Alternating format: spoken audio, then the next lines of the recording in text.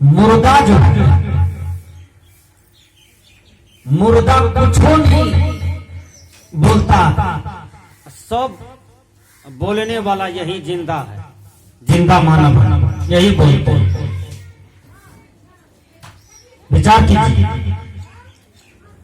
तो हमने कहा श्रद्धाया इदम श्राद्ध। श्राद्ध क्या है?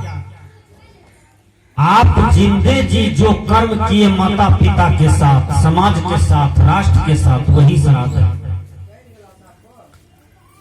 मर गया 13 दिन तक 14 दिन तक जतिया जाति के लोग लाठी के हाथ से भोज लेता है, चाहे गरीब रहे कि अमीर रहे।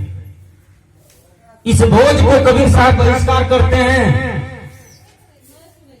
इस भोज को कबीर विचार बहिष्कार कर रहे हैं। यदि कोई मर जाए तो उसके बाद यदि आपको पैसा है, रुपया है, जमीन है, तो ये इकट्ठा दान करके कबीर आश्रम बनवा दीजिए, ताकि बीजक का पाठ होगा तो हर बच्चा यहाँ पर वैष्णव होगा, हर बच्चा डीएम बनेगा, एसपी बनेगा, कलेक्टर बनेगा, सुंदर भोजन खाएगा तो सुंदर मन बनेगा, सुंदर मन बनेगा तो सुंदर चिंतन बनेगा, सुंदर चिंतन होगा तो सुंदर कर्म होगा।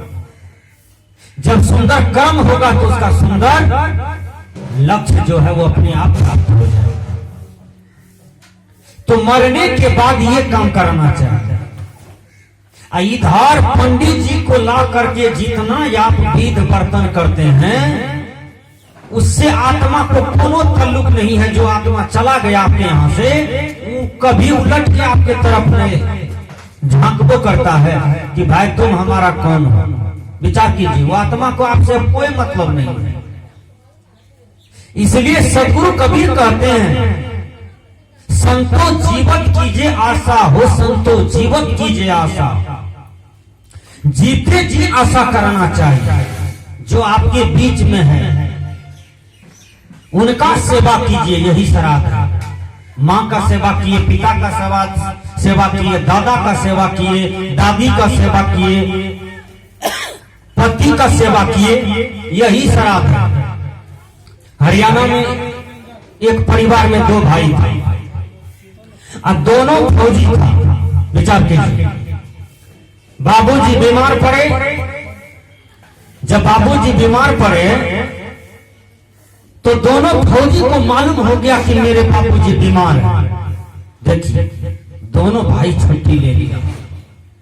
जब छुट्टी ले लिए, छुट्टी लेकर के दोनों भाई पिताजी पर सुरता देते हुए घर आए। अब पिताजी बीमार है, तुरंत हॉस्पिटल ले गए। अपने हाथ से हॉस्पिटल ले जा करके और उसके बाद सही डॉक्टर के पास उसको ट्रीटमेंट कराया। डॉक्टर साहब कुछ युक्ति भेद दवाई दिए और घर आए। बाबूजी के अंदर में कफ हो गया था। ध्यान दीजिएगा सही से, कफ से बूढ़ा भर गया था, बेचैनी हो रहा था। बाबूजी के मुंह से जब कफ निकलता था ना, वो क्या करते थे, अपना हाथ दे देते थे दोनों के। बाबूजी इस कफ की पिटदानी में नहीं, हाथ देते थे दोनों भाई। विचार कीजिए, है ऐसा कोई बेटा जीवजपुर में कि बाबूजी के मुंह से कफ निकले, बाबूजी नहीं चल रहे हैं, नहीं जा पा रहे हैं, नहीं बल है, नहीं ताकत है, तो हम बाबूजी को अपना ही हाथ को पिटदानी बना दें? ऐसा है? यदि है तो वह श्रवण कुमार है, यदि है तो वो राम है। विचार कीजिए, ऐसा पुत्र होना चाहिए आपके पास। यदि ऐसा पुत्र आपका सेवा करते हैं तो समझिए वो श्राद्ध कर रहे हैं। इसी को श्राद्ध कहते हैं। जो जिंदे जी अपने माता पिता का सेवा कर रहा है, उनकी आज्ञा का पालन कर रहा है, वो श्राद्ध कर रहे हैं। बाबूजी मर गए, माँ जी मर गई। यदि आपके पास संपत्ति है तो 1 कट्ठा जमीन बेच करके धर्मशाला बना दीजिए, विवाह भवन बना दीजिए, कबीर आश्रम बनवा दीजिए, संत मठ आश्रम बनवा दीजिए, कोई दिव्य मंदिर बनवा दीजिए, माँ मंदिर बनवा दीजिए, पिताजी मंदिर बनवा दीजिए, दादाजी मंदिर बनवा दीजिए। स्मृति में आए तब, न है तो कुछ नहीं, 5 ठो साधु को कम से कम उस आत्मा के नाम पर हाथ धुला सकते हैं। और वो नहीं है तो फूल चढ़ा दीजिए माँ के फोटो के पास और क्षमा मांग लीजिए, हे माता जी यही मेरा श्राद्ध है, जिंदे जी आपका सब कुछ किए हैं, हम तो श्राद्ध करिए लिए। विचार कीजिए, इतना आडम्बरी जो करते हैं मरवाड़ी सब इतना भरम में है। बनमनखी में एक मरवाड़ी एक पंडित जी को 10 लाख टका दान कर दिया, 10 लाख, 7-8 लाख का तो सामान दिया, अब बाद में 2 लाख टका उसको विदाई किए। दिलीप बाबू बता रहे थे, विचार कीजिए क्यों?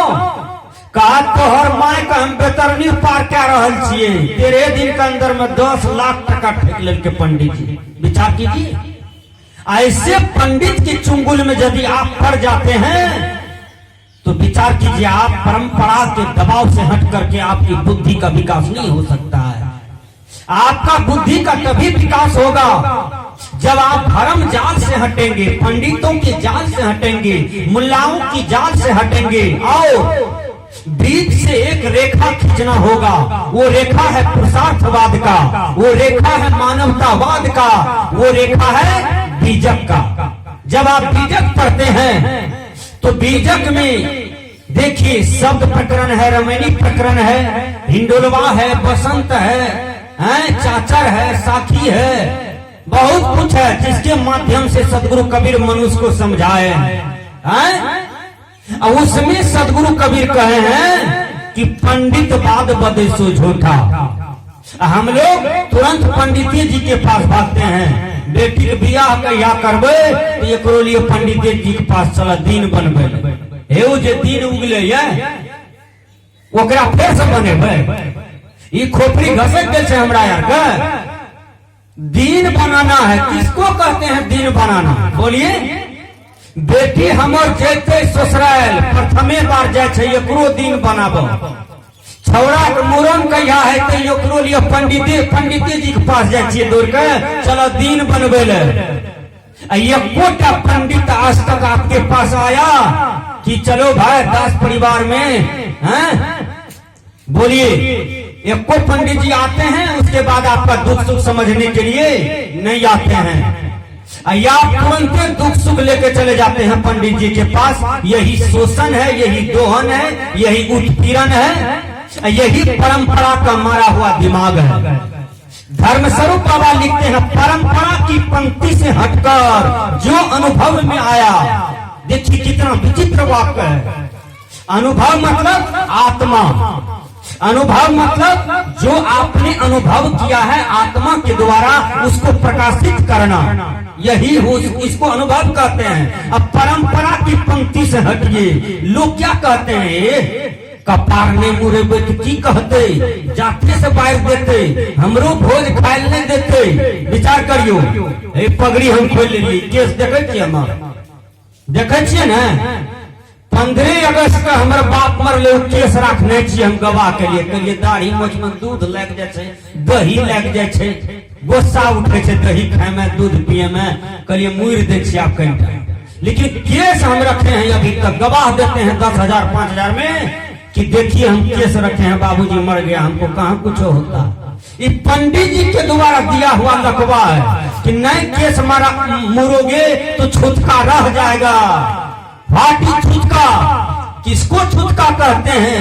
केस मुरा लिए छुटका खत्म। यदि आप छुटका शब्द को मानते हैं तो खाली किसको छुटका लगता है? पुरुषे को, महिला पार्टी को ना है, उनको भी केस है। विचार कीजिए, यदि पुरुषे लोग को छुटका लगा तो समूचा शरीर में केस है। बोलिए, कहां कहां पत्ती चलाइएगा, ब्लेड चलाइएगा, कहां कहां चलाइएगा, हैं? और जगह तो केस रहिए गया, अछूत तो है ये है। विचार कीजिए क्या छुटका होता है? तो ये सारे भ्रम है। श्रद्धाया इदम श्राद्धम, जो कर्म श्रद्धा पूर्वक माता के लिए हम कर रहे हैं, पिताजी के लिए कर रहे हैं, गुरुजी के लिए कर रहे हैं, समाज के लिए कर रहे हैं, राष्ट्र के लिए कर रहे हैं, विश्व के लिए कर रहे हैं, उसी को श्राद्ध कहा जाता है। श्रवण कुमार श्राद्ध कर लिया, देख लीजिए, श्रवण कुमार के देह पर माता पिता का टोकरा टोकरी है, और उस पर माता पिता को बैठा करके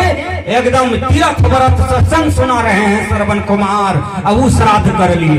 भगवान राम को दशरथ ने कहा कि उनको 14 बरस का वनवास, 14 बरस खेप लिए। विचार कीजिए, और रात दिन विलाप करते रहे अपने पिता के लिए राम। तो राम श्राद्ध कर लिए, पिताजी के आदेश का पालन किया, यही हुआ श्राद्ध। विचार कीजिए, तो भगवान राम सही श्राद्ध किए हैं।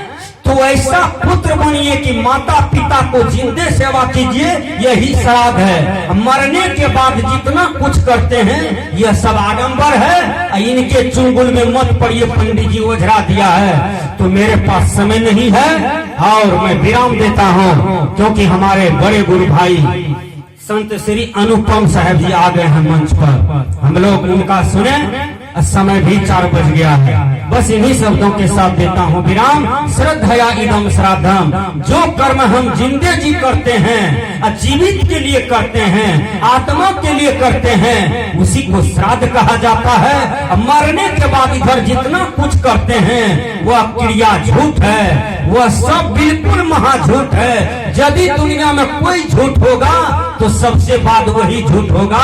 मरने के बाद जितना इधर करते हैं लड्डू रंझा को लेके, यह सबसे बड़ा झूठ है। इसलिए बढ़िया श्राद्ध यही है, जिंदा आत्मा का सेवा कीजिए, यही श्राद्ध है। इन्हीं शब्दों के साथ देता हूँ विराम। श्री सद्गुरु देव की